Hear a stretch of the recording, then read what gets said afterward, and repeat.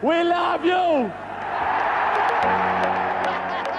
Hello and welcome to Tribe Talk, the Galway Hurling podcast, with me, Patrick Earley and David Connors, where each week we'll discuss and divulge all the goings-on in Galway Hurling.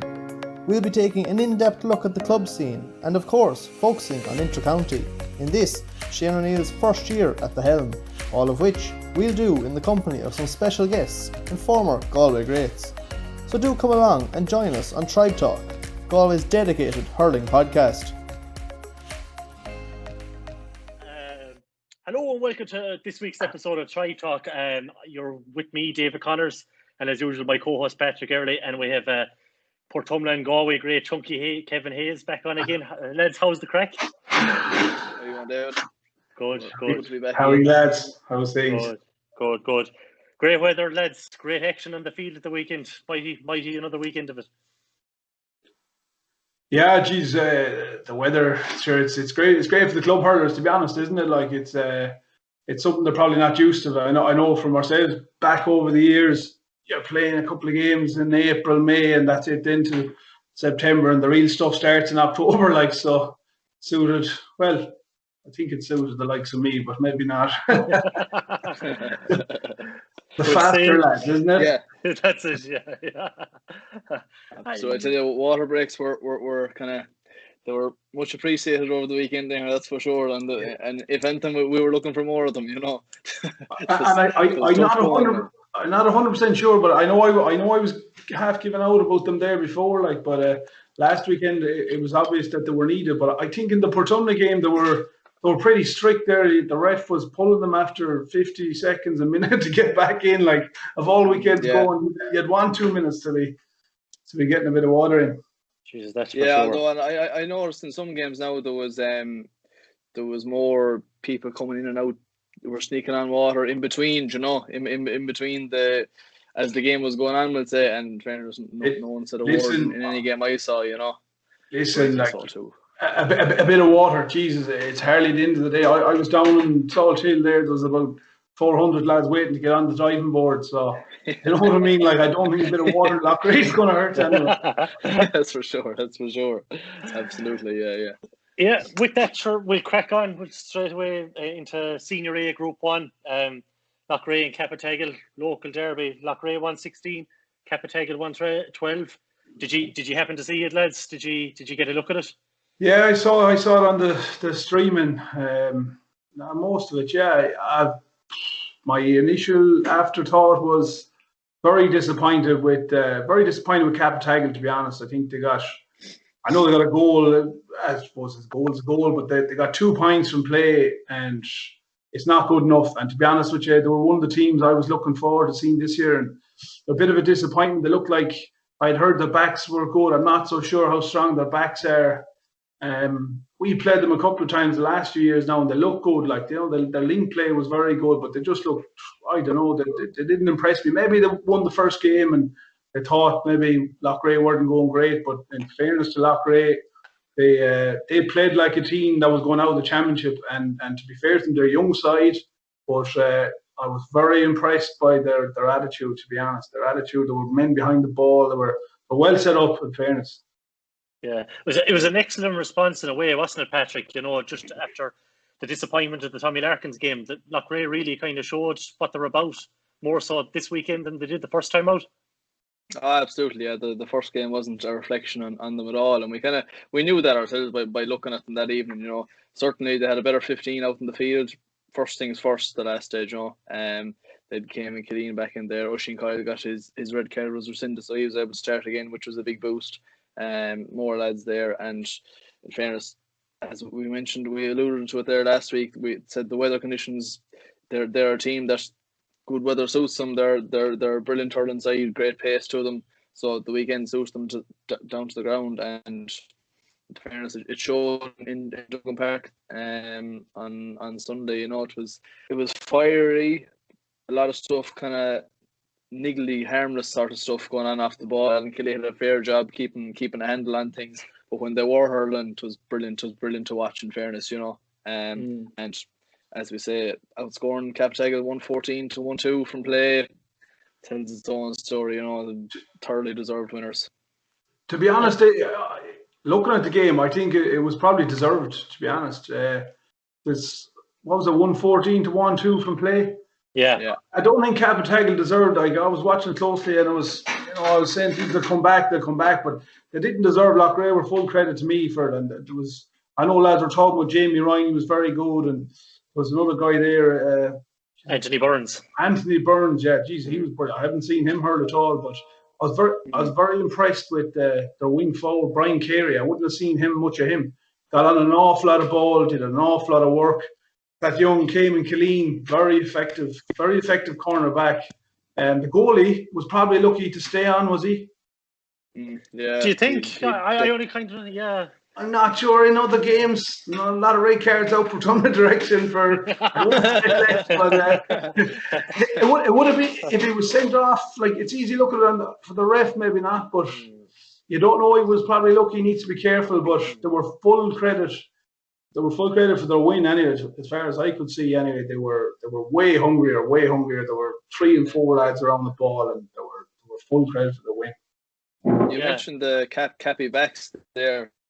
One thing I noticed was the quality of ball they were having to deal with. In fairness, the likes of Ian Hanrahan, Brian Carey, even Paul Hope, and the 2 wing backs, Jennings and Killeen as well back in the corner. Some of the ball they were getting in, they were getting their heads up. There was very little loose ball going in. But the only thing I'd say is Capitagle are usually very well drilled. They're very well set up, and I'm not sure how well they were set up the last day. The balls that were going in, the space, it's not like Capitagle to leave that space. Usually you'd have I don't know, was Joycey injured or what the story is. Some lads were saying the legs are gone. I'm not sure about that. I thought he was a great link man, a great man to lead the team. And I think in the next game you'll probably see someone like him playing in around the middle of the field and linking it. I just felt their half back line was getting drawn out. And you're right, yeah, the backs were getting I won't say the word, but the space was probably too much. I know if I was playing full back, I'd be trying to organise it a little better. But yeah, as I say, Loughrea on the other side, they had everyone behind the ball. Do you know what I mean? Their midfielders were pulling back in. McMahon was pulling back. The half forward, was up wing forward. Sweeney usually plays in the back. Sweeney, He was kind of playing as a defensive wing forward. He was there for puckouts. Do you know what I mean? So they kind of. They played it well now, in fairness, but they were fully deserved victory anyway. Just in the second game, then we'll kind of move along. Just Larkins and Tina Abidjaniri. I happened to see a bit of this myself, and it was dour enough stuff, lads. To be honest with you, it was savage amount of wides, and like it was a football scoreline really, 111 to 10 points. Finishing both what was it, 15 wides from Tina Abidjaniri in total. Like they even took. A third of them, they're halfway, they're nearly there. Cagey enough, couple of sweepers back, and it seemed to be Ronan Murphy's goal really the kind of massive highlight of it. Jesus, his 3rd minute of play and picked the ball up kind of between the 21 and the 14 and out between the goal post and the sideline, and just let rip and it hit off the deck and flew into the far corner.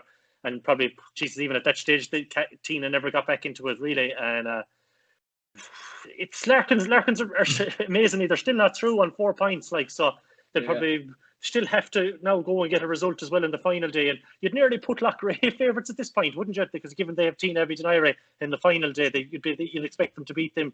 Like Larkins still have to kind of get a result against Cappy. Yeah, for me it's probably wide open still. It wasn't good. 15 wides is not going to win you, especially when you're playing to stay in the championship. But the only thing is that the dog will come out with you when you know there's relegation as well. Like, and if Tina Abidjaniri know they have to win to stay up as well, it's just as much to play for. So, the truth being told, that group was quite even. It's very even. I wouldn't rule it out. I wouldn't be fully. You'd have to think, looking at Loughrea, they'd probably be side favourites. But once again, how good were Capitagle the last day as well? There was a great jog and spirit in Loughrea, but there wasn't a massive great flow in hurling either. So compared to some of the teams over the weekend, for me. So, yeah, they could be slight favourites, but I wouldn't rule out Tina Abidjaniri. The Tommy Larkins lads, to be fair to them, they have their system. They played very well, I have to say. They played 2 sweepers against those at one stage last year. And they were 6 points up, but they stuck to their system. And they're a good side, good young side. And very well balanced. That's the one thing I'd say about Tommy Larkins. They're very well balanced. There would be a worry with Larkins, and though. Yeah, there would be a worry, Patrick, with Larkins. Say with the only maybe scoring 2 points for the last from 37 minutes on to the finish. It's probably not going to get you. Like even if Cappy weren't great the last, they probably still have enough to, you know what I mean, to get over that. If that's what if that's what the Larkins bring to the table the next day. Yeah, well, you say like the like Paul Killeen did the marking job and Jason Flynn and kept them scored some play the last day. So Cappy have a similar sort of personnel that can have the ability to stop a forward. You know, they have those sort of lads there, so they'll have their matchups done right. They'll be looking to watch Ronan Murphy, Jason Flynn, Conor Gardner. They're the 3 main fellas up there that you need to keep an eye on. You know, and then like we knew how Larkins were going to set up. They didn't go away from what they did the day before against Loughrea. You know. So the same sort of setup. McHugo was back picking up plenty of loose ball, and when he gets ball in his hand, he'll pick out any of his attackers, no problem, you know. So it went along similar lines to what we expected in that regard, but certainly the finishing, particularly on Team Imaginary side, that I'd say there's serious frustration there with them guys this week. You know, as you say, they still have an awful lot to play for, but had they taken their chances last weekend, they'd be playing for a place in the knockout stages now, whereas now they're not, you know. Yeah, but you look at it, it's a quick championship, and as I say, 15 wides is a disaster. It's obviously cost them, but going into the next day, like they're still creating a lot of chances, and the likes of Maloney hasn't really got going. There has to be a game, and the likes of him and Paul Killeen, while he does a great job marking, what's his name, Jason. Yeah, you probably need him dominating centre back, playing his own game as well. That'll be my own view. You're kind of looking for a bit of a dog in the backs to pick up lads like that and just stick with him and stop him hurling. Like he's probably their best defender. Like so, you're kind of taking him out of the game doing that as well. Like. And Pádraig Breheny was sitting very deep as well. He'd be normally a man to kind of link the play up a bit there and go forward. Say, so with him sitting so deep as well, the quality of the ball wasn't great going in. Although they did have an ample amount of shots, but they just couldn't take them. Like so, I suppose Niall Maloney hurled well though, all the same, and he picked off 3 points in play. So there's something to build on there. If nothing else, they know they can probably do better next time out as well. So, and I don't think they're fully out of it yet as well. They can still get through, but they need a fair bit of luck to go their way on scoring difference and stuff like that as well, won't they? So yeah. So they don't see any of the scoring difference. Check the tables. I don't think they'll be getting through. Like Loughrea will be still hot favourites to win the game, but you wouldn't rule out a surprise. But you'd have to think Loughrea now, their tails should be up after a win, and no one a second win will probably get them to the knockout stage. That's where they're aiming. Like for sure. So we'll move on to kind of Group 2.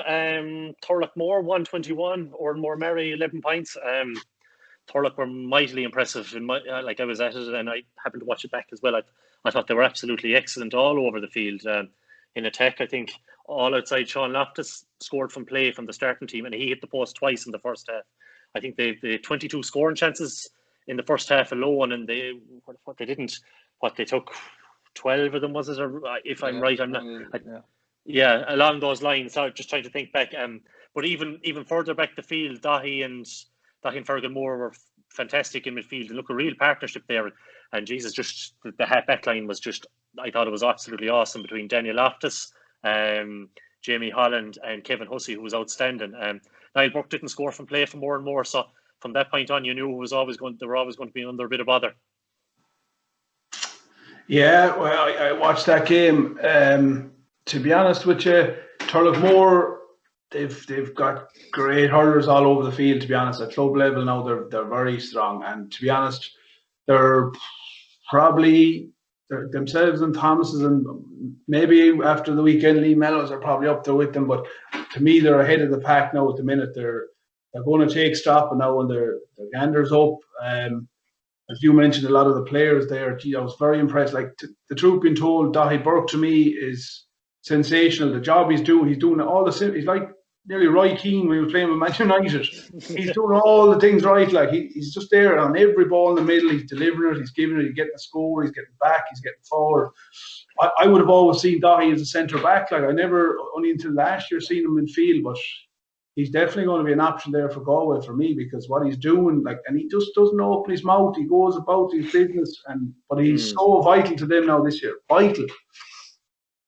Yeah, I suppose the disappointment of Oran Moore, really. Were you disappointed in the performance, Patrick? Or I suppose you'd have to be, wouldn't you? It's a lot of aimless ball into the forwards, and quality ball wasn't good coming out from the back, really. No, definitely not. No, it was a funny sort of the game, and watching on the stream that there was an awful lot of like just tennis, the ball going up one end, then it was being caught by a defender on his own. He fired it back the other end, and the thing was, Oran Moore's or Turloughmore's inside line, they were better at least holding on to ball when it got up there and making life difficult for Ormore Mary defenders. And then you did the boys coming up supporting at least, whereas the ball it went off into the Ormore Mary inside line, and it just came out just as fast as going in, like we haven't seen them in the first round and been awful impressed with them against Clarenbridge. I definitely expected a lot more from them. And then you see how Clarenbridge go out against Lee Mellows as well and don't perform hectic a couple hours later, so maybe that match wasn't as high or as good or as high a standard as we thought. But look at Ormore Mary, they have their chance obviously next weekend or the weekend after next to right those wrongs as well. But I wouldn't write them off yet by any means, but certainly you would have expected a lot more from them here, especially with the opportunity that it was. There was no pressure on them as such. Turloughmore were going in as favourites, and Ormore Mary had plenty of momentum behind them, and it was a free shot at going top of the group and putting themselves as good as through heading into the final round. But it didn't work out like that for them, unfortunately. And as you say, once Niall Burke is nullified, that's more than just keeping another forward quiet. He had chances. He took a good few chances, but they went wide. And when things go wrong when things are going wrong for one of your big players, it feeds off the rest of the team. Lads in the full forward line, they're seeing Niall hitting a few balls wide, and the kind of heads drop down. They're not going to be roaring at Niall to give it into me because he's their marquee player, he's their captain. But the truth being told, I know it was a free shot, but like Turloughmore, they're ahead of the pack. They're ahead of the pack. Like obviously maybe not Thomas's now, but they're a good bit ahead of the likes of Clarenbridge to me, and the likes of Oran Moore. And that's no disrespect to the other teams. Like they've inter-county players all over the field. Like that's just the fact of it. Like the cornerback, fullback, half backline was superb. Yeah. Very impressive. Daniel Loftus again. I know Jamie Holland was very good, brilliant as well. But I really like the way this Daniel Loftus is playing. I wouldn't have seen much of him. Extremely impressive. Very good hurler. Very tenacious when he gets the ball. He breaks the tackle every time. Very good hurler. He'd definitely be one that you'd imagine would be Shane O'Neill and then would be taking a look at, because he looks like he has the build for inter-county hurling as well as the actual skill level. Yeah, to me, he's certainly at the minute, the two games I've seen, to be honest, there's probably a load of the Turloughmore players yet to be looking at. That's just the truth. It is that's how good they are. But he's very, very good, and he's put himself in a great position if touch wood all the inter-county goes ahead, but he'll definitely be looked at. Like, he even got up. I think he got a score in the first half. I can't remember, but very, very good player. But their forwards, you mentioned there that the ball that was coming into the forwards for Turloughmore, but they work awful hard when they don't have the ball. They're a great youthful side, very strong. Sean Loftus is moving around. Like, I know he didn't score, but he's still on a lot of ball, which you want your centre forward doing. So they're kind of coming good now. They're settling on a team, and the 5 or 6 lads to bring on, maybe more, looking at their intermediates who are qualified as well. But they've plenty of talent, and they're going to be thereabouts. Just on their panel, Patrick, there seems to be a seamless transition there from the lads stepping up from intermediate. Like, you have your Barry Cannons, your Brian Conleys, your Mark Murphys, and even Badger coming on and has you bagging a goal. Like, it's nearly something he's regularly does in Galway club hurling. Yeah, like the plan for Badger, before championship started was to play intermediate this year, but the way things happened, he came on the first day and did the same again the last day, and equally so, like Barry Callan, Brian Conley, they were definitely Barry Callan anyhow. I think Brian Conley too. They were both on that intermediate team last year, Mark Murphy the same way. He was anticipated that he was going to play intermediate this year, and equally, like, it goes the same way, Conor Shaughnessy was sent forward for the intermediates last weekend and scored 112. I remember Conor Shaughnessy playing against us in the county quarter final back 6 years ago now, when he would only would have been 18 or so. Top class hurler, and he's playing intermediate. Like, do you know what I mean? It's just it's an abundance of riches, the likes of most clubs couldn't even dream of. Like, really, You mentioned Badger there. In fairness, they kind of know what they're at with him. He's a probably 15 to 20 minute player, probably closer to 15. But he's a serious operator. You're not losing anything when you're taking that off, bringing him on. Like the goal he got the last year, I actually rewinded it a few times to watch it. It was top drawer stuff. Like, he took it down with the left hand and it looked like he flicked it in with one hand. Like, there isn't many lads. There's many inter-county lads able to do that kind of stuff. Like, I know from talking to Micheál Donoghue before, I remember talking about him and a few of the Turlough lads. Like, he has serious ability, probably a bit unfortunate with injuries and stuff, but he's going to be he'll be a big part to Turloughmore going forward. He'll be used every day for 15 minutes. Get more of him. He certainly will. That's for sure. He did the same against Thomas's last year. Remember, in the county final, he came on and very nearly spearheaded a serious comeback there too. Like, super sub, as you'd say. We were out of the championship at that stage. I missed that match. We were concentrating on relegation battles. In the second game of the group, then Mellows and Clarenbridge. Mellows 2-16, Clarenbridge 13 points. Being honest, very, very disappointed with Clarenbridge.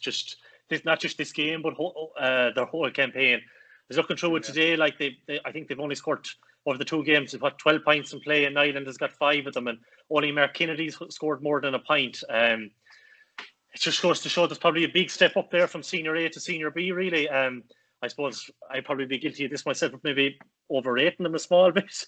It might be, you know what I mean? Maybe I expected it a small bit more, because it's just their underrated success over the past few years. Still, though, you'd have to give huge credit to Mellows.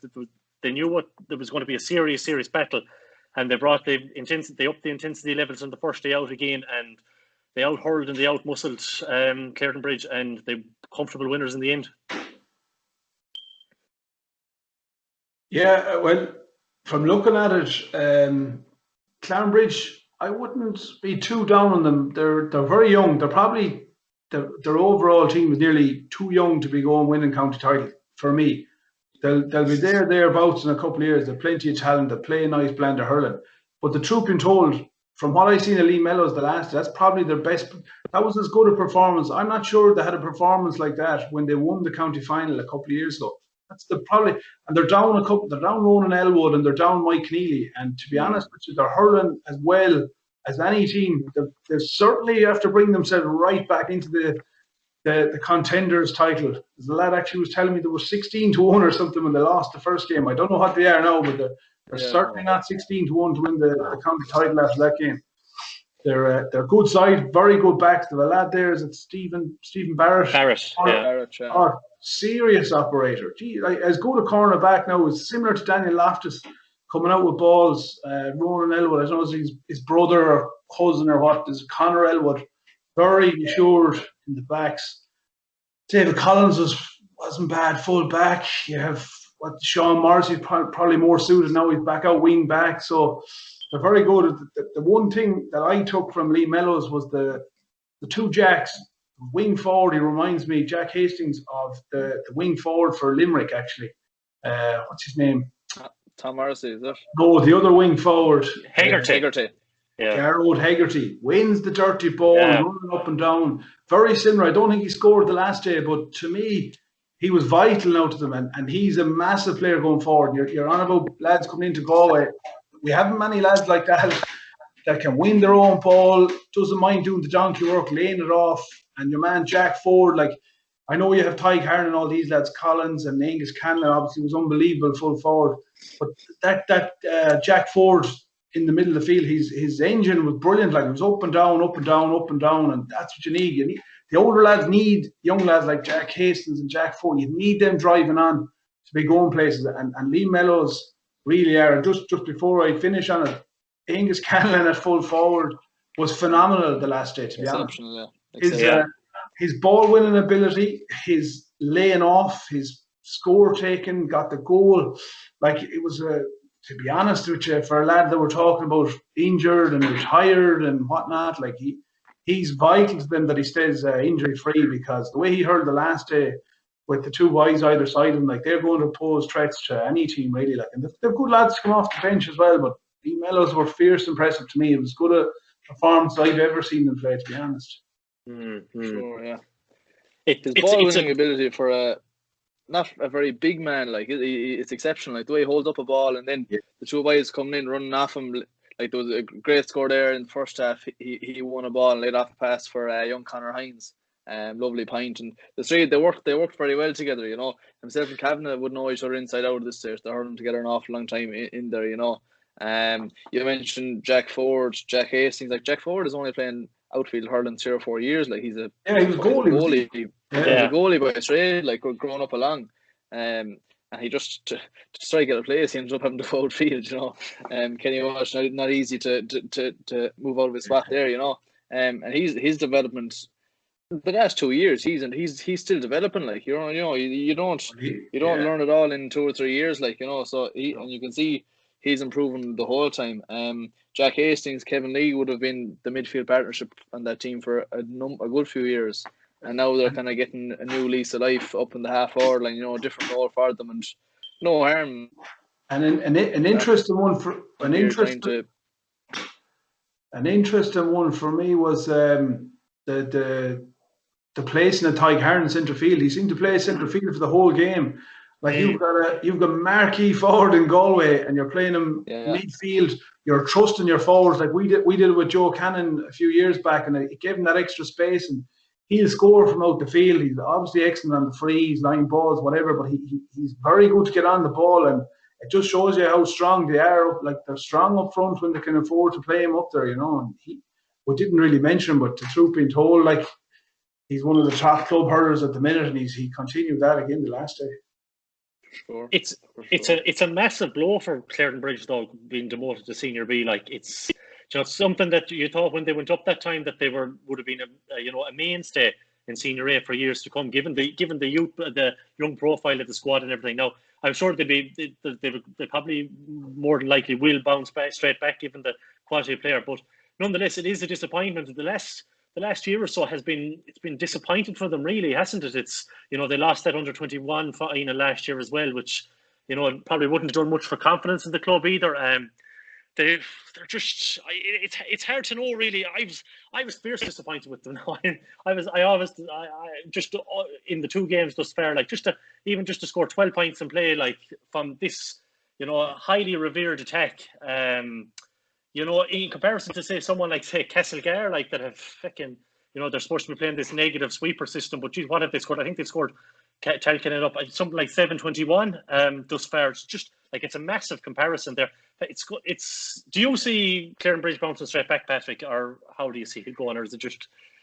Yeah, I tell you were disappointed with their performance, and so was I, because I picked them to win the game. So I was told to talk it to you all right from Mellows, lads. They were giving out to me. They were told to give it to you hard this week. I said they wouldn't get out of the group, and those lads giving out about me from Clarenbridge, so you're not too bad. No, but I really like that Clarenbridge team. I really do, and like the thing is, like Kevin, you talked about the age profile. Like that's the same team virtually, bar Barry Keane, who's been away a lot. He was back in and out of the squad. Like Stephen Ford has retired, or I don't know, he's maybe playing junior, but he's not playing senior now. And Salmon obviously played the rest, but he's not the Keane Salmon he would have been when he was hurling full time a couple of years ago. But that aside, it's the same team that bet knocked Gart out 3 years ago now. Then should have beaten Thomas's the next day. But yeah, the last 2 seasons, as you say, have been very disappointing for them. And like those couple of games a couple of years ago, their size was never an issue. It never a talking point. They were just, their hurling was so sharp. Everything they were doing was so sharp. But it has become an issue now. Just for whatever reason, I'm not sure. But things certainly aren't ticking over as well for them. Yeah, they seem to have I'd say they probably have about 25 players in Clarenbridge of nearly the same calibre. They're all very, very good hurlers.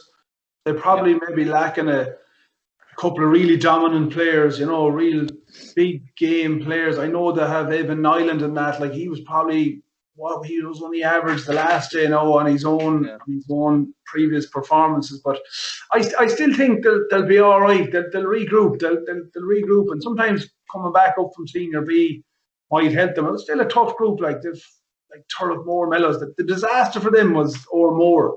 And Ormore bullied them the first day. And by the time they got going, it was nearly too late. And Ormore kind of the gander up and they finished it off. And that was the killer for them. Like if they got on a run, they're the kind of team with their hurling ability, they'd be quite impressive. But look, they're out now, or I think they're out anyway. They have to be out. Yeah, they're gone. Yeah. Down, yeah. So, yeah.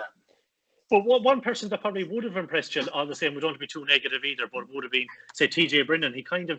He battled hard at the end. He was shoved up to centre forward, and then I think he might have went in on the edge of the square as well near the end. And in fairness to him, he looked like he offered something different up there, rather than it had to be the perfect ball. Because Collins did well to shackle Salmon. Like Salmon didn't get a whole lot out of Collins, and nobody ever will. Like, you know what I mean? You know what Collins is going to bring. He's strong and he's athletic back there. Well, your man Keane Salmon probably would have suited David Collins, to be honest, because he's big and I think he's just back. Is he from Dubai? And he was still a handful, but he'd suit David Collins at this stage of David's career. He doesn't want to be seen a lad like TJ Brennan coming in. And to be honest with you, he looked like a good forward, TJ Brennan. I know he's played a lot of underage in the centre forward, is he? Centre forward, wing forward. Yeah, he would have played underage centre forward. Yeah. Truth being told, they'll probably look at something like that in the next game, or definitely next year, because if they can fill someone in the half back line, which they probably can, because by all accounts, they have plenty of hurlers over there. So, you know what I mean? They should be able to, and they probably need someone like that. Barry Daly as well probably looked injured, I'd say, even going out in the field. So that was probably a disaster as well. He started, and he seemed to start in the full forward line. But I'd say if he was fully right, he'd have been out midfield somewhere as well. So that was probably something that didn't help them negative before the game as well.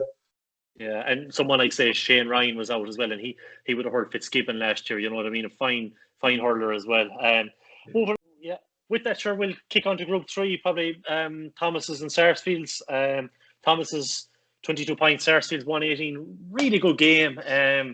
Sarsfield's very, very unlucky not to come away with anything from it, I thought. The blow of losing maybe Kevin Hines and Darren Skehill kind of proved costly towards the end, because Jesus, they looked to me, they looked on top at that point, and Joseph Cooney had to come back then, but they were still well in it, and it probably took the quality of someone like Conor Cooney to really get Thomas's over the end. Like, he got 3 points in a row down the closing stages and 14 points overall, and in the end he was the difference between the two teams.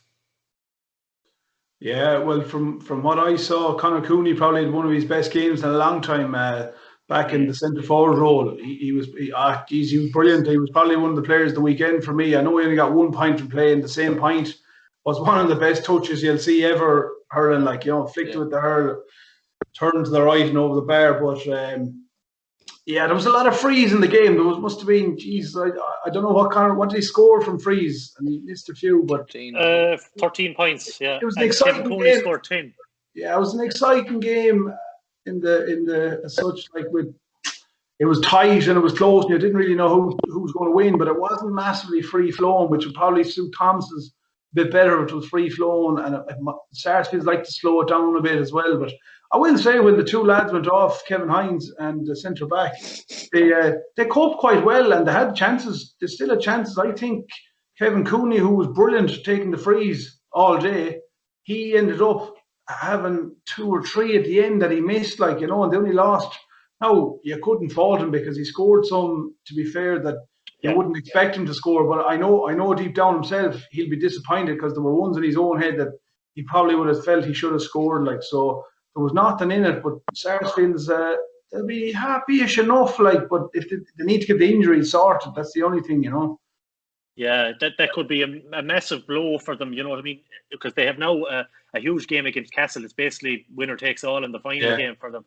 So, if you'd hope Kevin Hines, for their perspective, you'd hope Kevin Hines and Scahill would be back and maybe a few more. But Patrick, were you saying Alex Kinnear now did he pick up an injury in a minor game or something like that? So he's a doubt now, or is he ruled out? I wonder. He came on, all right. I think it was a thumb or a finger or something he injured. Like, but I think it was just highlighting the point. Like, there was a boys playing minor championship on a Wednesday and going out playing.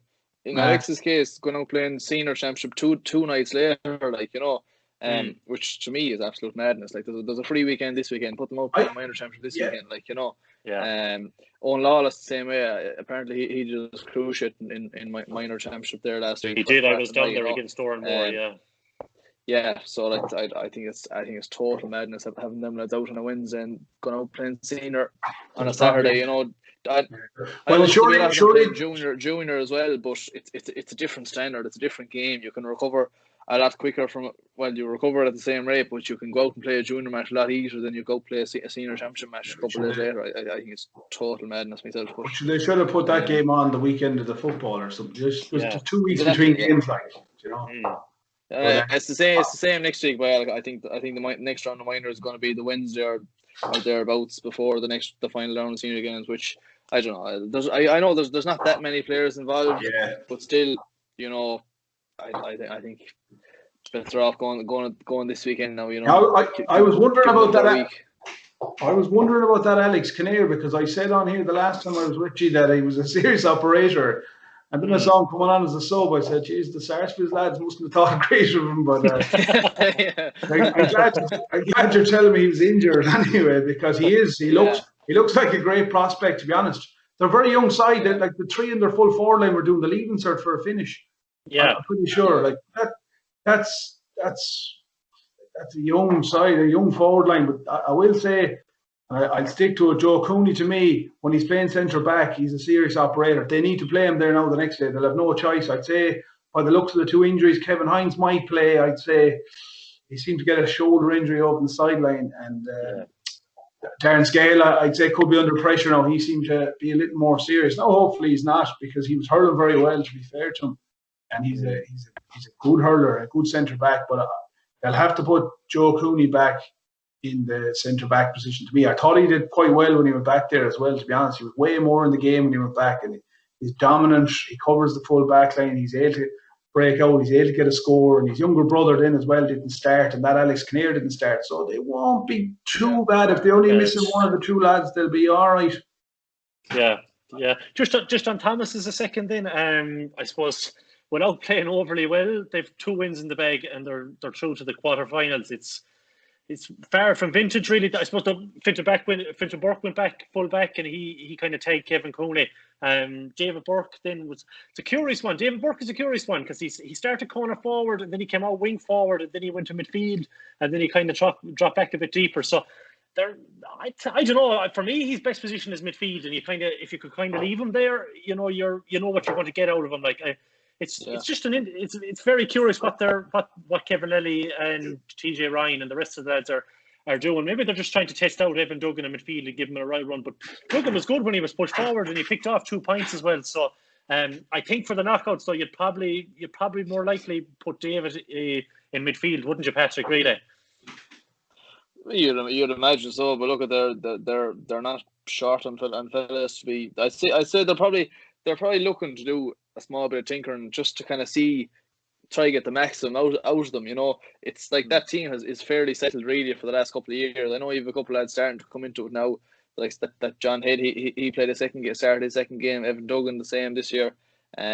Like Oisin Flannery is still relatively new, but a lot of the lads it's fairly the same most days where they go, where they play. So I'd say maybe just a small bit of tinkering to see can they maybe give somebody a new lease of life, like we mentioned with the couple of Mellows boys, Hastings and Kevin Lee, these lads. So maybe that's all it is. And these are the kind of things that you figure out quick enough whether they work or not. And so far it hasn't worked. So yeah, I'd imagine he'll be heading back to midfield soon enough, I'd imagine, because a player of that quality, you can't have him not being influential in the game, and like the thing is, they still have Darrell Burke still has to come back in. Carl Burke came on, the last day, so he'll probably slot back in there. Although you know, it's not as simple as that either for them, because there's a lot of talent in the first 15 there as well, you know. So it's not a case of just walking back into the first 15 either, which is, it's part of the reason why they are going for 3 in a row already, really, isn't it? I just think with David Burke, and I said it the last day, I know Finton did go back full back, and to be honest with you, it'll take him a couple of games to fully get used to it, but he was solid there, you know.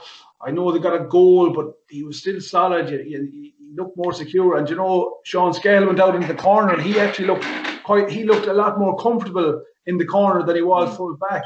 But David Burke, the truth be told, until they brought him out the field, they probably wouldn't have won the game.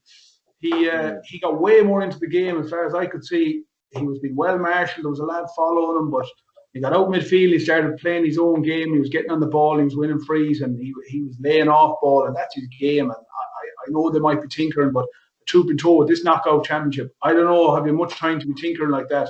It's grand bringing young lads through and all that, but they're looking to win 3 in a row. You got to get your best players. You got to get David Burke where you're going to get the most out of him. And I see everything that they'll want to see out of him in midfield for the 20 minutes or whatever, half an hour he was there, to me anyway. Yeah.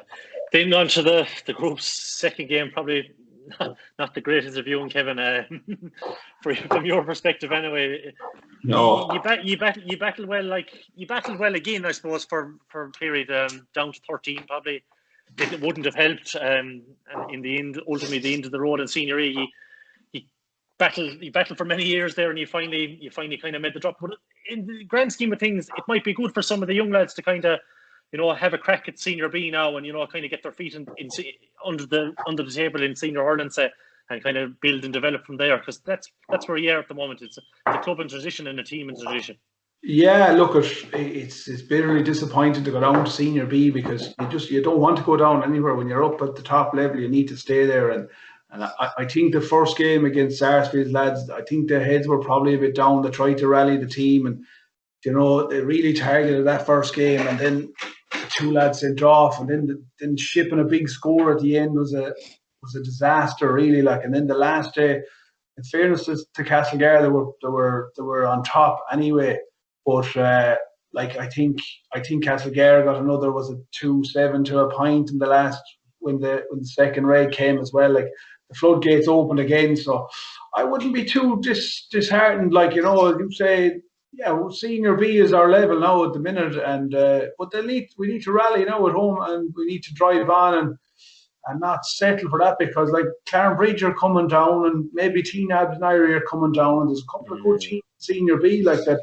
You need to be on your game to win it, so you just need to rally and regroup and organise again now for next year. And I know they have to play St. Thomas's now, which is it's a nothing game, like, you know. So that's look at, hopefully Thomas's might do a bit of checking out their team that day. But yeah, because you know, like, with young lads coming on, you don't need to be getting a beating like that. But the truth being told, they were going pretty well in both games until the red cards, and it's a pity, because you know, you can't afford to be getting lads sent off.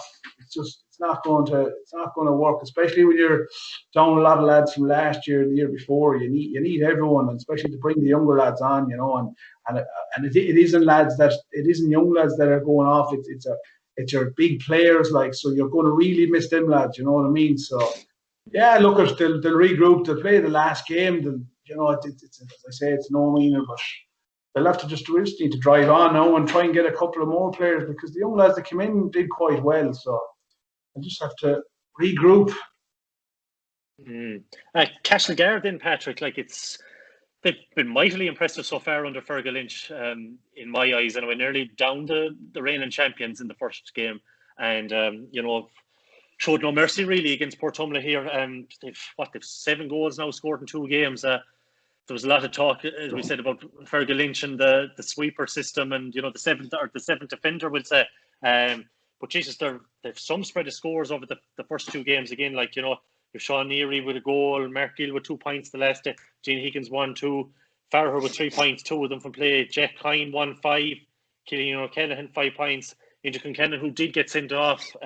He begged a goal as usual from him, and Oisin Connolly with 2 points. Just it's a serious spread of scorers, all that can really hurt you from so many places, can't they? And the final game now against Sarsfields is going to be a dinger. Yeah, well, like there's different sorts of sweeper systems. Like David Fitz often talks about it.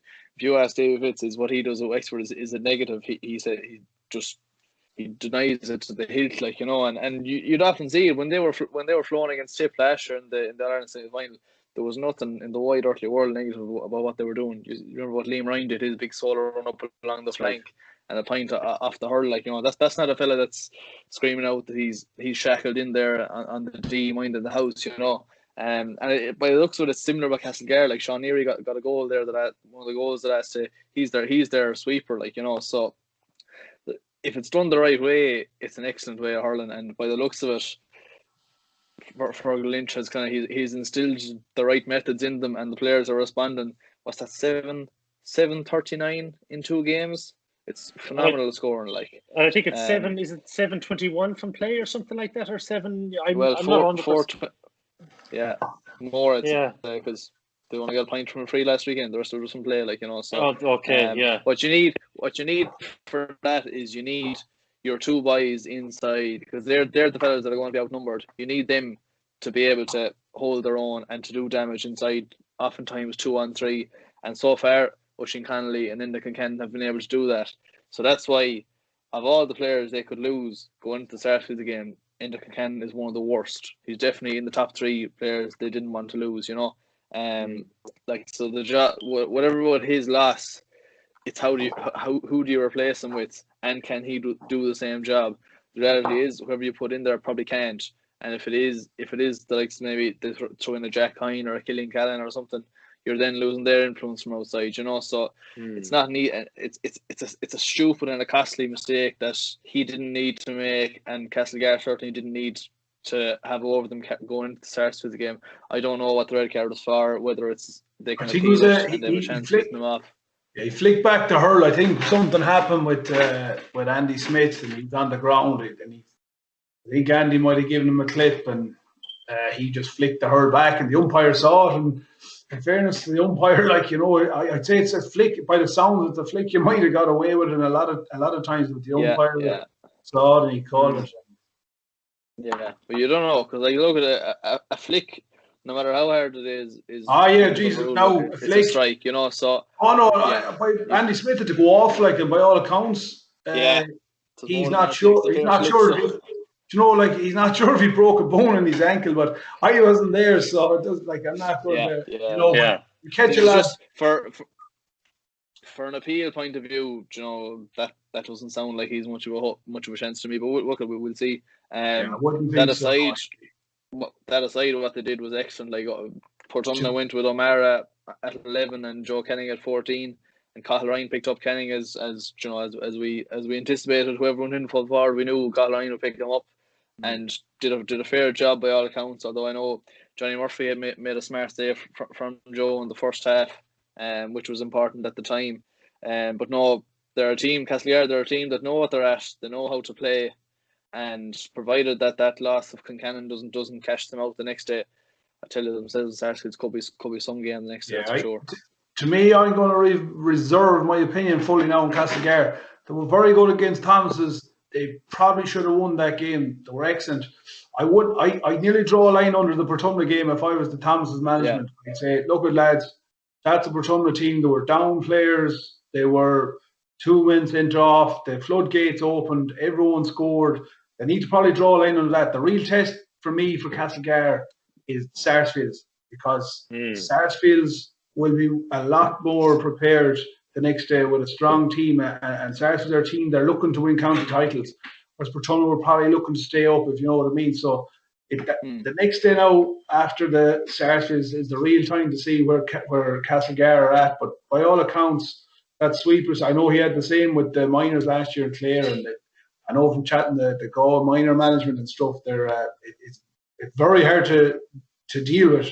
As in, there's runners coming, no more than the Wexford lads, runners coming from everywhere. So they seem to know what they're at. But as I say, this has been Castlegar have always performed well against Thompson, so that wasn't a surprise to me. The Beatles, that wasn't a massive surprise. But the test now is going to be Sarsfields in a do or die. And Castlegar have been lacking in them games in the last number of years. Come prelim quarterfinals and stuff, they've been losing out them. So they really need to, if they want to stamp their authority now in the championship, they have to put a performance and try and get a win against Sarsfield. Absolutely. With that, we'll move on to Senior B Group 1. Patrick, you were at this game, but by the sounds of it, Gort obviously got the victory. Gort 121, Kinvara 14 points. But Kinvara, from your viewing, were much improved from the Ballinderry display and didn't look out of the place at Senior B. No, certainly not. No, in fairness, Kinvara deserve a lot of credit. And in fairness, they didn't deserve a 10-point beating, Gort tied down a nice 2 late scores. And George O'Neill's goal was it was Kinvara were always within a couple of points of them, and the goal was just the one that, it put more than, you knew Kinvara weren't going to bring it back without goals, and they weren't able to muster them. They had a couple of chances in each half, all right, and when they didn't take them, you knew it was going to be curtains for them, because it was the kind of the day where they played well enough, but they still needed to take every opportunity they got, Gort rest, they didn't go out full strength, they still, Hart was obviously still out, Pacquiao didn't play the last day, Jason Grealish was back in, which was a boost, and Silvio Oglianan came on for the second half, so they're starting to get bodies back. I don't think Hart is too far away, but by all accounts, I'd imagine Pacquiao will probably be fine for the next day, but yeah, I think they'll be very happy with how they finished out the game. Points difference could be very important in this come the end. So between Ballinderry's comeback against Craughwell and then their own strong finish against Kinvara, wasn't a bad weekend's work at all for Gort, Aidan Hellebert was just, he was a class apart on the field, in fairness, playing centre forward, he was absolutely brilliant, He did, 14 points he got from 14 shots at the target, 8 of them from frees, 6 from play. He's definitely he's the best scoring forward they have. He's very intelligent. An awful lot of his scores were just from making a quick dart and run to be a support runner, and he just takes a pass and he's there on his own. He just pops it over. It's very simple looking from the outside, but it's all about timing and the decision making. When does he go? Where does he go? And then the boys inside always know that he's going to be there as well, So, no, very impressed with him now playing centre forward. At the other end, Jack Grealish man marked Conor Whelan as we expected he would. It was the obvious thing for them to do, and they duly did it. Conor was wing forward for the first half and went inside then for the second half, and only got a point to play. Now he was influential enough. He won a nice few frees, won the penalty that in the second half, which was important at the time. Would have brought them back to within 4 or 5.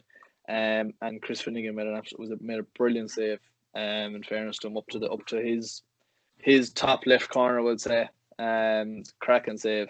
And again, that once that was missed, you kind of knew the game was up for Kinvara. But certainly, it's kind of Kinvara's. It's all about survival for them now, and that'll offer them plenty of encouragement going into that, And I suppose then just on the second game, then you happened to catch this one as well, didn't you? You were it was Craughwell 224, Ballinderry 411. I suppose it's probably positive from the Craughwell point of view. They've got over the Ballinderry hurl now, and they've Kinvara last. So they're strong favourites probably to at least make the knockout stages, if nothing else. Yeah, for sure. Yeah, you'd expect they're in a great position to go on top of the group now, because the thing is, Kinvara had a lot to play for the last day against Gort, whereas now they don't. So they're guaranteed to finish bottom no matter what happens this weekend, or next weekend rather. So yeah, a very strange game in many ways. 4 points apiece at the first water break, a very even opening quarter. Both sets of forwards looked very lively. Niall Cohen has started very well for Ballinderry, and Craughwell played an orthodox 15, whereas against Gort they played kind of 3 midfielders and two inside. They played orthodox the last now with Tom Monaghan and got inside to join Shane Dolan and Niall Healy, and that really, it seemed to suit them better, Then the second quarter they just went off on an absolute rampage. They scored 11 points without reply, which for a game that had been so even, it was strange to watch. They just absolutely cleaned house on the Ballinderry puck out. Every time Michael Kelly hit it out, it was back in top just as quick, you know. That was kind of where the game was won. It was 15 points to 5 at half time, and they struck a penalty early in the second half. Although the penalty was actually saved from Niall Healy, with Jamie Ryan was the quickest to react, and he was the first in the break, and he finished it to the net. And just on that penalty before you go on, it was actually interesting if any young fella or anything was ever watching penalties or anything being taken. From what I think I saw it on Twitter, and Niall Healy took the penalty, and there was no one from Ballinderry. They didn't react at all, and Jamie Ryan just ran in and struck it to the net. It was amazing. Like it was crazy. But as I say, it's something for any coach or player to be like, penalties 21s, like you can't just presume. You got to be ready to react. Like it was an awful goal to concede after the goalie saving the penalty. Like, yeah, for sure. Because I recorded and I threw it up. Yeah, and you could see it in the video. Sean Collins was there marking Jamie Ryan, but when it came to Niall rising the ball up and striking it, Sean Collins didn't move until it was way too late. And I tell you what, the Ballinderry fans noticed it, that's for sure. Is it? Yeah. when he struck the ball to the net, I think your man was still on the 21, and I was kind of going. He just started moving, you know, which is. It's a pity. So, and the other penalty save was amazing as well. You probably threw that up as well. He's the goalie. That Chris Finnegan one, Jesus, was unbelievable. Unreal. Like they're not lacking anything with Finnegan in goals. You know, with Lally out the field now, where's Gavin playing? Full back. Yeah, I saw that. I haven't seen them play yet. No, but he's good for the game. I saw him anyway. Going well. Yeah. For sure. I suppose that Crowell attack is just, you know, what did they score between Adrian Prendergast, Jamie Ryan, Tom Monaghan, 210 from play the last day, was it, Patrick? You'd be right in saying that. 210 between them. Yeah, it was. There were the four of them. Now were awesome. Jamie Ryan got 2-2, Prendergast 4, and the other two boys 3 each. You know, Prendergast he's an unbelievable prospect. I think he's just his physical development. He's a big, powerful lad. For only, I'd say 20 is all he is at most. I'm not 100% sure. And a fella who wasn't on a minor team going up along, he'll definitely be on an under 20 team if that gets going this year. You know, it was for Rayfields in the Senior B that a couple of years ago that I first saw him anyhow. But he's graduated into that Crapple team, and he's got a serious presence about him. He can win his own ball. He's got savage pace. When he looks to take off and striking both sides, he was striking points on the back foot. Going backwards over his shoulder the last day, sending them over the bar. Yeah, he's a class act, and with them all humming like that, you know, and Tom Monaghan back inside, and freedom to kind of float around in that, you know. But there's more of a shape about them now, and certainly savage impressed with them. Yeah, I and the way it's working out now, they should, you imagine, top the group. It's working out well for them fixtures wise. They'll definitely beat Finbar. Yeah. You'd imagine so, anyway. They will. Like Crowell will fancy themselves to go places, and rightly so. Even with the lockdown and stuff, it seems they got a couple of their backs. I see Fergal Healy is back playing, and Adrian Cullinan was supposed to be finished up, and he's back playing as well as he was playing the last day. So, and the one thing that with Crowell is Niall Healy used to be spearhead the attack for Crowell, and Niall Healy did everything for Crowell, and Niall Healy got 16 points for Crowell. Now Crowell have about 5 lads. They're picking off the new guy there and Jamie Ryan and stuff. So Crowell will beat a lot of good teams in this championship yet, and they'll fancy themselves, and rightly so. They're a good side. Yeah. Just a word on Ballinderry then. How did you find them, Patrick? Sean Collins getting sent off is a huge blow ahead of the Gort game, isn't it? Yeah, I actually missed it because I don't know. I think I was trying to make sense of about the 5 goals that had just gone in a few minutes beforehand. You know, it was nuts the way the game finished. But yeah, it was on the ball. It was a tackle, like, so, and he got a straight red for it. I think it was on Shane Dolan. So look, based on that, you'd imagine there's no hope of an appeal or anything. You know, so he's going to be a huge loss. And it was a fairly brainless act, whatever he did. Anyhow, I don't know, because you know there was it'd be alright if it was their last game and there was nothing riding on the next game against Gart, but everything is riding on that game now, and in fairness, having been totally destroyed in that second quarter, they responded to the first couple of the two Crowell goals each time with a goal of their own, and Ryland finished with 3-2, goal from play, one from penalty and one from a free. He went inside in the second half and did quite well in there, like for a lot of the second half they actually hurled quite well. The only problem was they were 10 and 12 points down at the time, and there's way too much to do, and Crowell were always tagging over scores, so like, yeah, I think they'll certainly be happy with how they reacted in the second half. They did quite well for a game they could have ended up losing by 20 points just easily enough, the way things were going.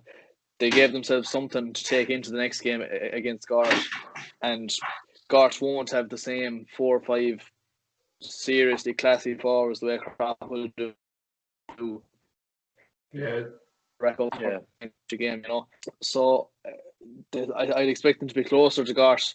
I don't think they're going to beat Gart, but I expect a lot more from them. And like the likes of Niall Cohen there, Kevin Lan, Rylan, as I mentioned, young Luke Prendergast. David O'Connor did a lot of good things centre forward too. If he catches fire, he can do an awful lot of damage as well, So they do need everyone firing, but they have a serious gap to fill with Sean Collins gone from centre back. Not easy fill the void left by a player like that. No, that's for sure.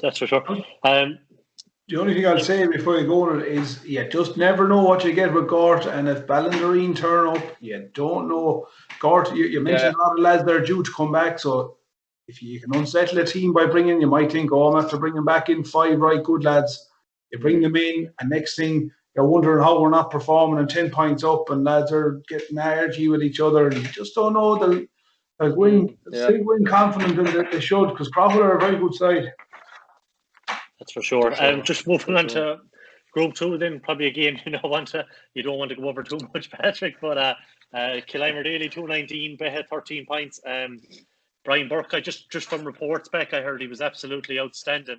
I know, Kevin, you mentioned him here on the podcast, and I think we've discussed him in the past. Like, just those wrists are just out of this world, really. And when he kind of gets builds up a head of steam, he's nearly impossible to stop. I think he finished with 6 from play out of his 12-point total. Look, I'll leave it to you, Patrick, because I actually didn't see it, so keep it as brief as you can if you want. Yeah, no, the boys asked me to come sick for this week's podcast. But how was the midfield sector? Were you on top? Like, sure, it wasn't too bad actually. No, it was totally different. The first day against Athenry, I had like 3 possessions, and the last day I had something around 15. It's just totally different game playing in Loughrea Pierce Stadium, which it's always going to be that way, no matter what you try to do or who you're playing, it's a different game, and in fairness, teams that were in Pierce Stadium over the weekend were lucky in that it was a small bit of a win, but by Pierce Stadium standards it was very even, and it was a fair game of hurling, which that's always the fear when you're going to stadium, oftentimes it's a false reflection on two teams, who makes better use of the wind and that, so look, there was no complaints from that point of view, certainly, but Brian Burke was just, looking at the Ardrahan and Clarenbridge again in the first round, he did all his best work out in the half-hour line, and the period of time he spent inside in the full forward line, he went out of the game totally, whereas the last day he was stationed in there from the start, and they managed to pump ball into him, and he was just, he was brilliant in fairness. High ball, it doesn't have to be a high ball though, he can win his own low ball as well, and it's not easy get out in front of him. Like, we had a couple of quick backs on him at different stages and that, and he was still getting out first to low ball ahead of them, and once he has it in his hand, he's just his array of strike and his wrist work and that, he can pick a ball up and have it gone over the bar in an instant before you even have your hurl up for a block. He's that good, and he's that confident in his own strike and in his hands. So he was the difference, really. We did quite well on Brian Kincannon. Tommy McKeown was on him and did quite well, in fairness. And saying that, of course, he still popped up at the end and got a brilliant second goal for them. But 13-10 down we were going to the last quarter. and they got a goal. They had a puck out to restart, and they got a goal straight from it. Broke in behind to Tommy Earls, and we were unlucky now. In fairness for the goal, I got a hook on Tommy Earls to stop a pint, and it kind of squirmed in towards the box, then towards Burke, and into two he flicked the ball away from Burke. So that's the second good bit of defending. But he flicked it straight into David Earls' hand, and he planted it. So, you know, there's a bit of misfortune about it, but looked at that from there, you know. I think it was 219 they got out of around 28 shots, which is fair going, you know, and a lot of those misses were either in the last couple of minutes when the game was over and in the first 5 or 6 minutes, you know. In between that, they really didn't miss a lot. They're just, they're a good side now, and there's more to them than two guys as well. Ian Ryan and David Concannon were good in midfield.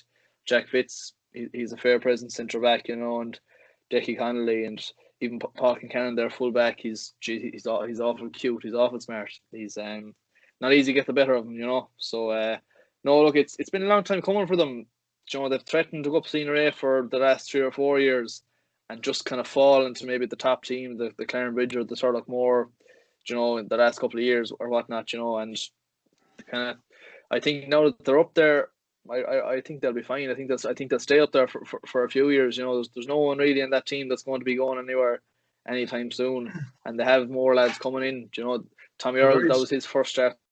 The last he got 3 points from play. Like, you know, they've Paul Craven has come back in there as well, so they're a fair outfit now. In fairness to them. They're strong as well. Like they have a very strong junior B team. They were unlucky last year. I think it was Loughrea, who was an extremely strong team. Well, the Johnny Maher led Loughrea team, but they have a very strong junior B team, which is great. Like, you know, so I had heard they were going very well. They've a great mix of youth and a few of the older lads, Ian Ryan and them lads. But they'll be all right at Senior A. If your second team is very strong, they'll be all right. They'll always pick and choose. Like if injuries, they can always pull a lad up, or if there's a lad showing form, it's vital to have a good, strong second team. And it seems that they have a good, strong second team with I don't know that they train together, but there's certain teams in the county would say that their intermediate team, and like say Turloughmore, they train separate with their senior team and stuff, and it can be quite difficult to get some players. But out there, it seems to be all the one anyway. And if you're playing on the junior B team,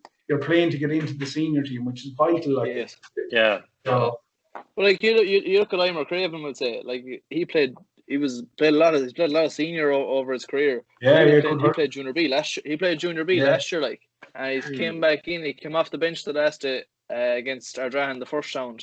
Came off the bench and got 2 points and got his starting place back the last day. You know, so that's what you say. You create. That's exactly it. You know, like, but you can't beat that. Like if you've got 35, 40 lads down and they're all driving on, and if they're not picked on the senior team, they're happy to come and do it for the juniors. Like I know their junior team played a team there recently, and a lad on the opposing team was telling me, he said that they would beat a lot of intermediate teams. He said their junior B team. That's what he said to me. Yeah. So there are obviously lots of lads in reserve as well. For sure, yeah. Just another thing, by your own team, you'd know more than I do. I was only reading the reports and stuff, but you probably struggled in the full forward line. If you look at the full forward line scores, I think he probably got a point out of your starting full forward line, whereas Clymer Daly were getting their scores freer. Yeah, we got a point from our full forward line, but he actually scored that when he was centre back, so it doesn't even count. But you know, and you get days like that as well. Like, but that's. You know, you see the inside forward lines there from Mellows and Turlough and other teams like that.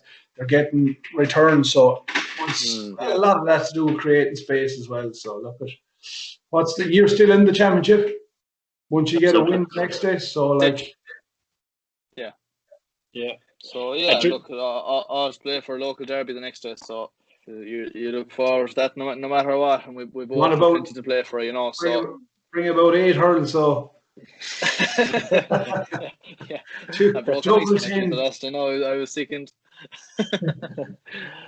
Just onto the second game then in the group over the weekend. Ardrahan 3-12, Athenry 18 points. Goals, I suppose, win games, isn't it? Really, Ardrahan they've now 5 in 2 games, and I think this time out they started Tanyan move forward. He was stationed at centre back the week before, I think, and he's moved forward, and he kind of did well from reports I've been reading. But probably the standout player in the difference in the game would have been Keenan Fahey with 2-3. Like when he was with the Galway, was under 20 at the time, under 20s, under 21 at the time. He looked outstanding. He looked like a lad that was almost a certainty to step into the Galway seniors, but he didn't kick on. But this year now he looks to have found a new lease of life again, and seems to be back right in red hot form, should I say?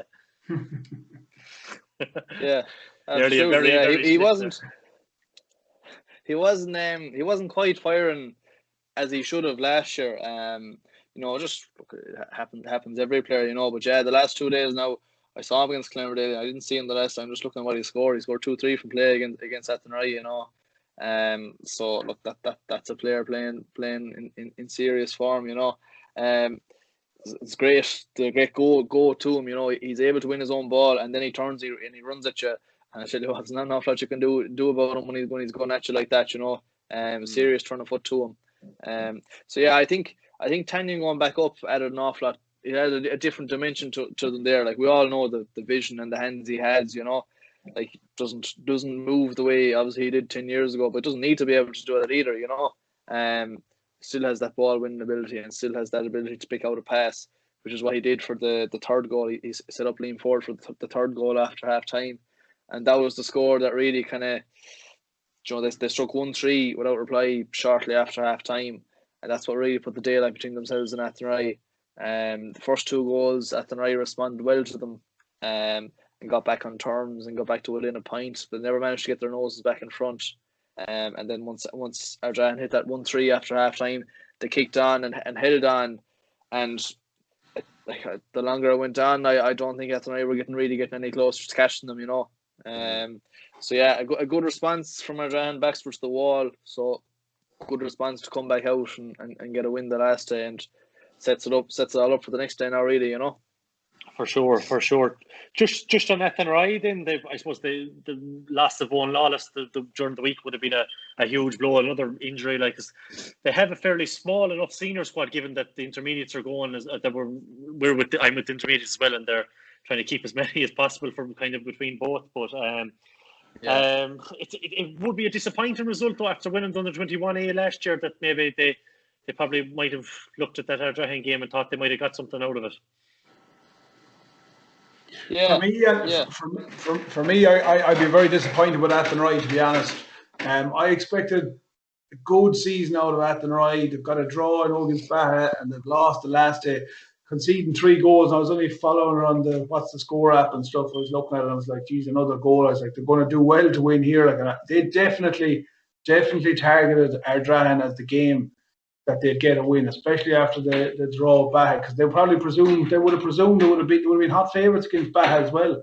So to me, I'd be very disappointed with their year so far. Very disappointed, because I know they haven't got many marquee forwards, etc., but they still have plenty of hurlers. They won the under 21A, and I said it, I think here the last day, if Portumna won an under 21A last year, we'd fancy beating most teams, because it's a hard competition to win. Like, yeah, sure, yeah. That's for sure. Yeah, no, yeah, definitely disappointing. Yeah, for sure.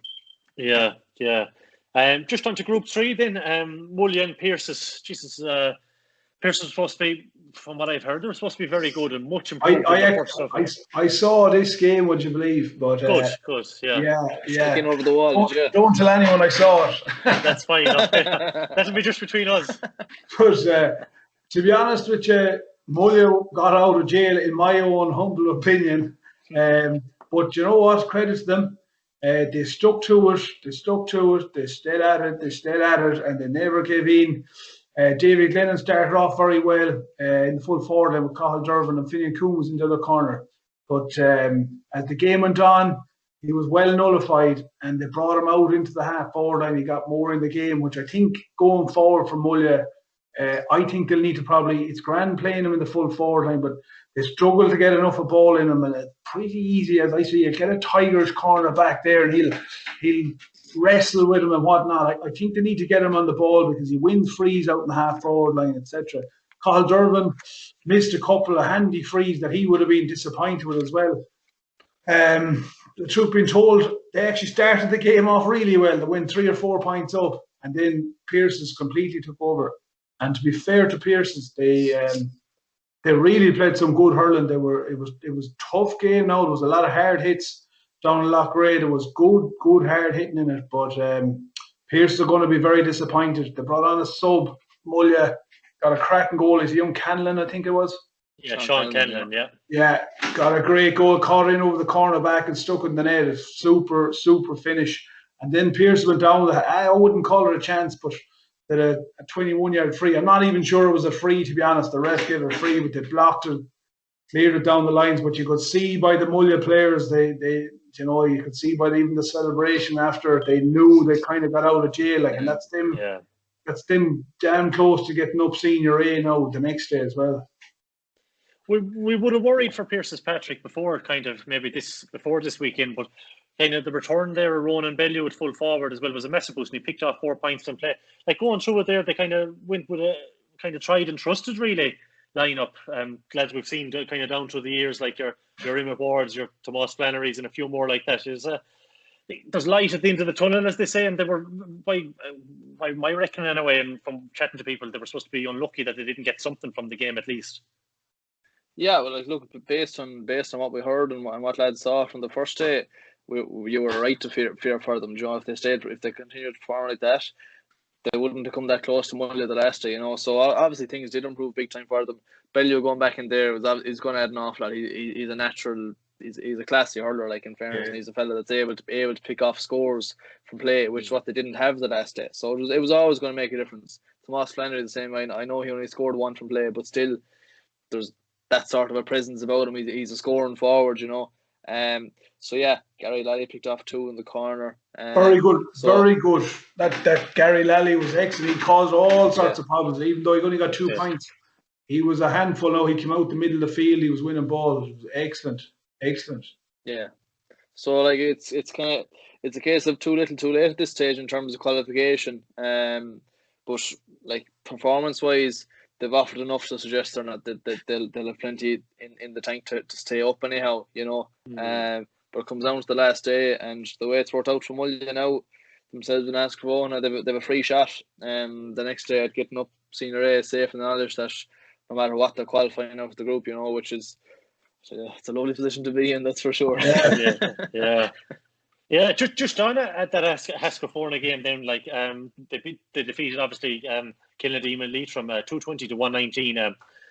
They seem to be hurling out their skins at the minute, and as we said, we spoke about it before, the positional changes seem to have made a real difference. Like, I think they were 110 to 1-8 down at half time, and then Cathal Mannion bagged a goal just before the second water break to level the tie, and they were the team that seemed to kick on down the home stretch, much like Kilnadeem didn't kick on much like say Mulla kicked on against Kilnadeem first time out. The new system seems to be again reaping dividends. Cathal excelling midfield, Pádraig picking off 3 points from centre forward. Not to be hopeful for 8 scorers again, Kevin. They look a real good team, and just what a year it would be if they actually do get up to Senior A. Yeah, I was talking to a lad actually that was at the game, and he said they played some great hurling. I think Pádraig actually left centre forward. He went out midfield, I think, with Cathal. And when he did, supposedly the whole game transformed. They were literally running up and down. They completely, as the lad says, when you go to a match, can you pick out the county players? Well, it was blatantly obvious in their game. And what he was telling me, the lad who was at it, was every time they got the ball, Ascrovona, they tried to feed the 2 Mannions. They kept trying to feed them. They weren't doing the donkey work, if you know what I mean. There was lads there willing to win the hard ball, but they knew their job. They won the hard ball. They got it to win the Mannions, and by all accounts, the goal Cathal Mannion got the last day, he picked it up, went through 30 yards and stuck in the back of the net. You know, there isn't many players that could do what he's doing at that level from midfield, but he has the engine, and so does Pádraig. 2 serious engines, and back centre back as well. Even though I asked, that was the first question I asked, because he's a big physical man. He said, was centre forward. Brian Malloy. Brian Malloy was centre forward. He said he caused Blaheen all sorts of problems in the air, which was very surprising. Right, yeah. He said he caught 3 or 4 puckouts. He obviously has a good technique in the air. He wouldn't be that big a fella, Brian Malloy. In fairness, he said Blaheen, like, as the game went on, he was still very good. very big physical presence there in the centre back position. But it is probably suiting them because, as you said, Pádraig got 3 points in play, and the link play with them. They seem to be playing a great blend of hurling. It'll be an interesting game, and I think it's streamed live actually the next round on the Friday night. So be interesting, because both of them will want to go up senior A. Like it's a massive thing for Haskafona. Like, I don't know what they've seen themselves getting up. Whereas Mulla, like that was their plan all along, was to get up senior A. So to be a ding dong battle, and they both play a nice blend of hurling as well. In fairness, a lot of young lads and a few older lads. So should be a good game. Just on Kilnadeem and Leitrim then, Patrick, they probably, like, looking at the scoreline, 119 is a decent score. Brian Malloy obviously with 112 of it, and Jack Kinney again 3 points, and Mikey Lynch with 2. They probably have enough to stay up with a forward like Brian Malloy. You'd imagine they stand every chance of it anyway. Yeah, but look, it's hard to know. We're starting to say there's a lot of teams have enough to be able to stay up, but one of them has to go down, So that game the next day is going to be huge, Kilnadeem Leitrim against Pearses, going to be a hard one to call. But yeah, again, signs were better from Kilnadeem Leitrim the last day. The thing is, though, look, they were in a winning position again, but they didn't do it, that's definitely concerning. Like that's the danger with going down to senior B. You don't have the comfort blanket of, well, if you get relegated from senior A, look, we're in senior B next year. There's no safety net there this year. If you don't win your games, you're gone. And when you're on a losing streak, the way Kilnadeem Leitrim are, they haven't won a regular group game for, is it 3 years now? That's harder to stop than you think. It's a problem we've had for the last couple of years as well. But then we got it right, at least against Castlegar and Astra when it mattered. But it's confidence wise, when you're in those positions and maybe you're a few points up and you see a team coming back at you, does that kind of seep into your head? Here we go again, or whatever. So there's more to it than just not closing out the games. They've got plenty of talent there, right? And I know they've got a lot of talents that aren't available as well. But the fellas they have there, they're more than able, So yeah, 119 put up a good score, as we say. But they'll have their work cut out against Pearses, as will Pearses on the other foot. It's going to be a right tough game to call, that one. That's for sure. I suppose with that, we'll move on to the intermediate then, will we? Will I let you take the reins for this one? Yeah. Yeah, so one round to go in intermediate. We had 6 games the weekend. Abenakmaghy and Castlegar had played the week before in their round 2 game, which Castlegar won quite comfortably, really, in the end, which was a bit of a surprise.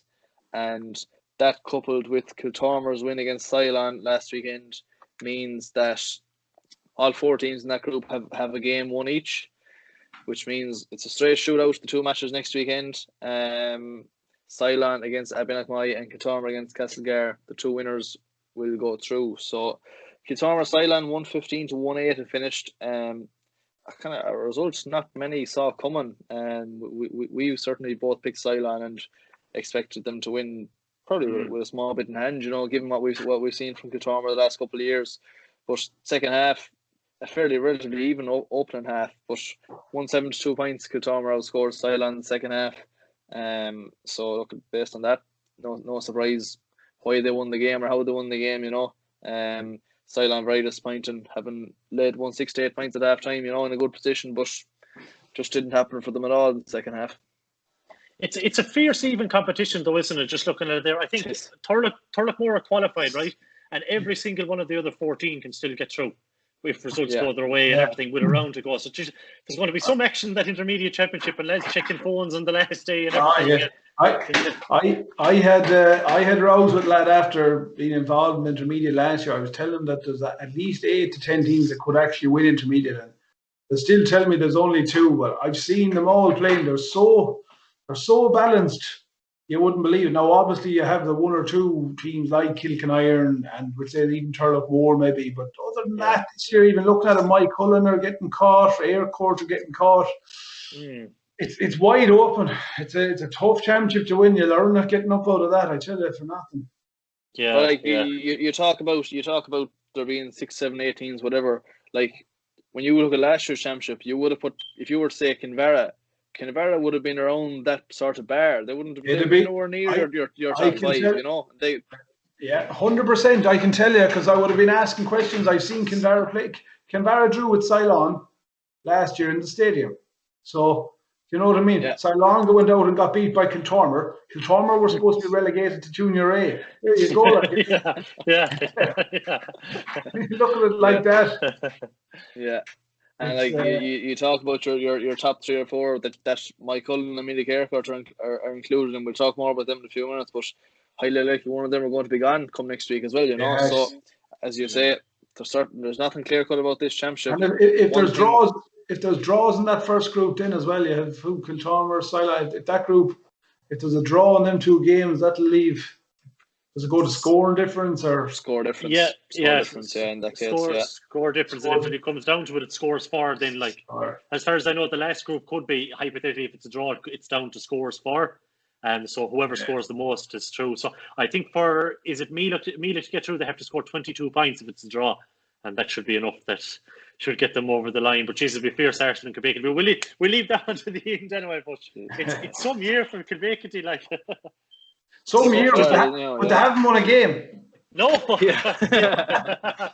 I know. To be fair, it is, and they must be doing Trojan work. I think Brian Mahoney is down giving them a hand. They must be doing Trojan work. But they have the hurlers. I saw that last year. They have the hurlers, but I'd like to see them get through at this stage. You know, they probably deserve. You know, that after going, everyone would have had them odds-on favourites to lose both games. Like, yeah, no, we'll talk about it while we're on the subject. We might as well. Like they were probably, of all the 13 teams or 15 teams in intermediate this year, they were the least fancied to come out of the group, I'd imagine. At the start of it, you know, the group they were given, they went out. They robbed a draw in many ways the first day out against Meath Care. We talked about it last week, David. We said. You know, having that game under their belts, coming up against the Mike Cullen team that are coming into the championship cold, that's worth a bit in itself. And although Mike Cullen actually started the game the better, they got the early goal. Kilbacon got goals in the first half from Chris Fahey and Conor Hennelly to go in 2-8 to 1-6 ahead. And fell behind thereafter again in the second half. Mike Cullen got two more goals. So 3-9 to. I think 3-9 to 112 or there 212 something thereabouts. They were behind anyhow, and kicked on and went back ahead, and then Niall Mannion got a late equaliser for Mike Cullen in fairness.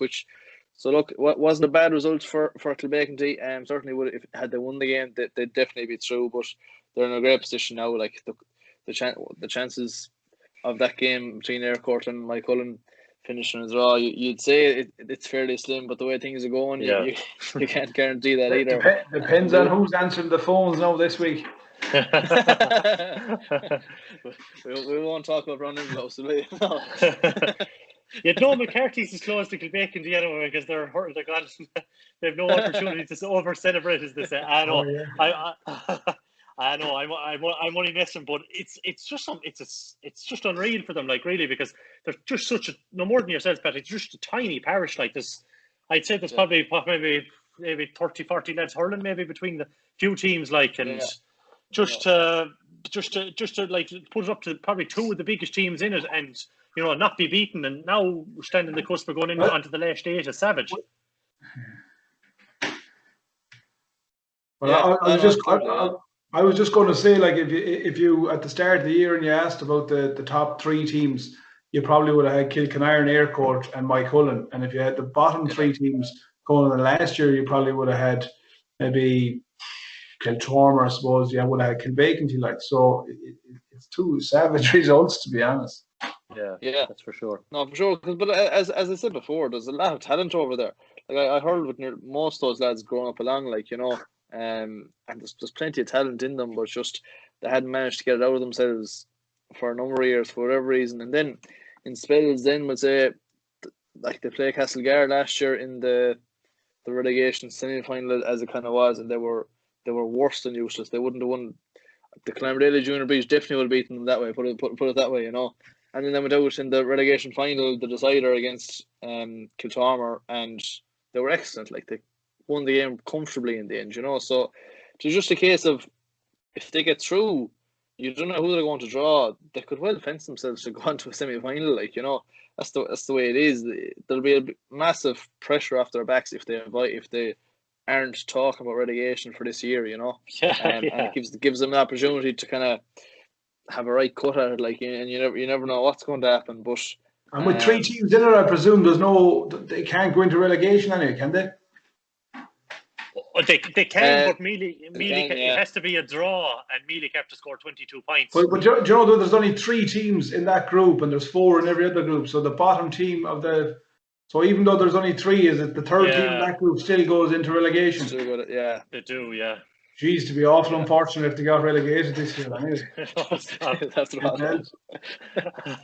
But we'll switch back to Group 2 there for a minute, and the performance of the weekend, no doubt, was Kilkenarn against Anspidgel in Athenry. 2-24 to 1-11. It was a fair trimming now, in fairness, and it was looking that way right from the start. You know, they went 1-3 to no score ahead after 3 minutes, and that was all she wrote as far as Anspidgel were concerned. Anyhow, you know, it was a fairly class performance from Kilkenarn now, and they're the one team that have looked well. Turloughmore as well. Now, in fairness, they've both looked savagely impressive across the 2 games now.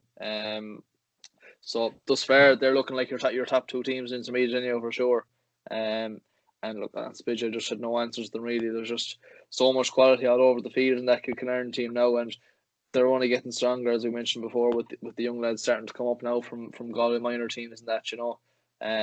So I think this has to be the year for Kilkenarn, I think. I think Anspidgel, in fairness to them, they didn't have the 2 guys that are 2 or 3 of the footballers as well, which, you know, it'd be a massive loss to them as well. Like, I'm not saying they would have won the game or anything, but, like, you know, that's like Portumna playing without Joe Cannon, Ron Namara to them. Like, it's they're top performers up front. So it whatever the reason, I don't know, but they didn't play as far as they know anyway. Yeah, it's an awful big ask, because especially when you take into account that Anspidgel, they're a senior team with decent aspirations at that level too. You know, the hurling is always going to play second fiddle, and it naturally so will be the same.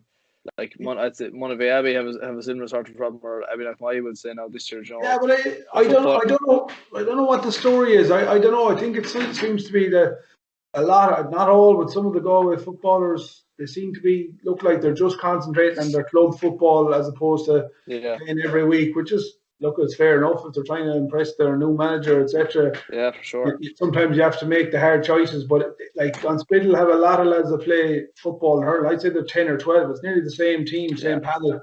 So them 2 lads were a massive loss. But look, as you say, Kilkenarn hot favourites to go on and win this county title. Looking at the results so far, on 2 legs, so they can hold their head up high in Spiddle and drive on again for the next day. For sure, and everything's played for the next stage, you know. Yeah. Coming up against your own lads, David, who fierce disappointing last fee that has to caught late enough against Carnmore. 121 to 119 it finished. As we mentioned before, very difficult week for all in Carnmore with the tragedy that they suffered there. And how kind of fitting in many ways that Conor Flaherty would play such a key role late on. Couple of late points, and then George Hanley with the all-important goal to sneak them over the line. Yeah, I suppose if there was ever a game that you were, you know, you'd never like to lose, but, you know, if you kind of reflect on it a bit afterwards, maybe say about half an hour after the game, and just after the passing of Inda Flaherty and everything, and, you know, I suppose there's worse games you could lose, we'll put it that way, you know what I mean? It's just, but very disappointing from our point of view. It looked like we'd just done enough now. We just finally stuck ourselves over the line when Damien Fahey got the goal and put us in front, and we were totally in the ascendancy. They didn't score. They scored 1-1 we held them to 1-1 from playing the second half, and they didn't. Both those scores came in injury time. We were good. We were much better now, much better showing than we gave against Kilkenarn first day out. There was a lot of really good young performers, like say Alan Harverty were there, was outstanding, and Darren Collins in the corner, he worked his socks off as well. And Mickey Mullins, then we have a free taker he won the best in the competition. I think he finished with 13 or 14. I don't have the notes in front of me, but it's still all to play for. Like we're still not out of it. Like despite Clip getting a hammer now, and and losing out to Carnmore, we'd be looking for maybe Kilkenarn to do us a favour. And if we could overcome Spiddle, you'd never know. Like there could be something there. But it's disappointing. But sure, as I said, there's worse games you could lose in the grand scheme of things. And like it was great. Conor Flaherty was absolutely outstanding. I must say, he was like we had no answers for him in the first half at all. He was lording at centre back there, and we finally had to put. We had to man mark him. We had to put Ryan Shaughnessy went back in him there, and just taught him, just sit on him and just don't let him. If you can stop him hitting any ball, and that kind of seemed to work. But again, George Henley came on, and we probably they took a shot at the post that we blocked down. I think we've kind of got 2 blocks on it, but the second one it kind of deflected and fell into George Henley's hand and back of the net. And sure, I don't know. It's just just the way things go sometimes. In term, that's it. Like no better man for the ball to fall into his hand either. George Hanley, a lot of lads wouldn't have seen him since they've gone down. Jeez, I seen him even last year against Kilbacon. They disallowed 2 goals, but I'm not sure they should have been disallowed. Carnmore, Kilbacon down in Athenry. He got 2 of the finest goals. He doubled on both of them. The umpire pulled the cap out over his eyes and said it was a square ball. I was like, it wasn't near the square, but anyway, serious talent. The 2 Hanleys, in fairness, they're great servants to Carnmore. And obviously, did he only come on, David? Was it? He did, and Brian, I don't think came on at all. To be honest with you, they kind of went for a young, kind of fresher looking team. Like say Harry O'Gorman was there, and there was a wing forward. Oh, Jesus, his name escapes me, but he clipped in 4 points as well. But we kind of short things up. We made Shane Donoghue came on. He came on wing back, and he kind of steadied the ship. His substitution really steadied the ship back there for us. But sure, even like Carnmore being able to bring on a player like George Henley at this level, like it scorching hot, and our lads tired at the end of towards the end of the game, and just being able to create that maybe yard of space for the finish, and say la vie, as they say. As you said though earlier on, like with all that went on in Carnmore of all the games, you wouldn't begrudge them winning that. They're going to have tough times out there now for a while. Sure, that's for sure. It's sad, to be honest. Yeah. Terrible is right. Yeah. Moving on then to the final group to discuss, which is Group 3.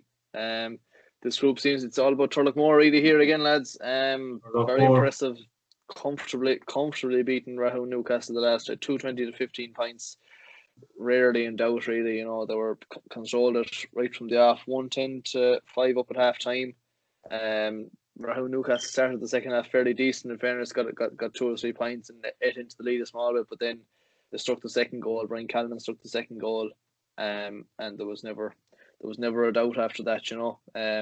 Fair team, as we mentioned before. Conor Shaughnessy coming back from having played 3 or 4 years senior hurling to go in centre forward for the intermediates and score 112 the last day.